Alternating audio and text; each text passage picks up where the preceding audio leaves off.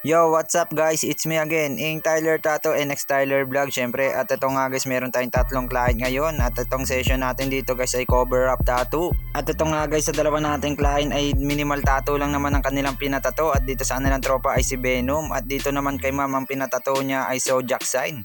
At ito na nga guys, sinimulan na nga natin ang session dito sa kanilang tropa na si Venom. At ito naman sinunod natin yung kay ma'am, yung kanyang design ay Zodiac sign. At syempre bago ang lahat guys, sa mga hindi pa nakapollow, like at share at subscribe dyan sa akin, please pa-subscribe naman ako sa aking YouTube channel, X Tyler Vlogs, at sa aking TikTok account at syempre sa aking Facebook page. At ito nga guys, session natin kay sir ay cover up tattoo. Nag-PM nga pala to sa akin si client kung ano daw magandang ipag-cover up sa kanyang dibdib. Yung ilalagay ko sana ay pakpak, pero itong naisip kong magandang design na bungo na babagi sa kanyang dibdib.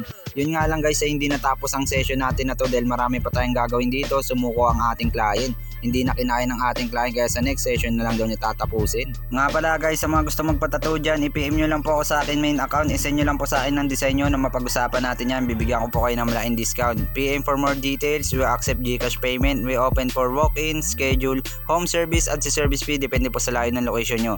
Yun lang guys. Shout out, peace out. X Tyler. Woo!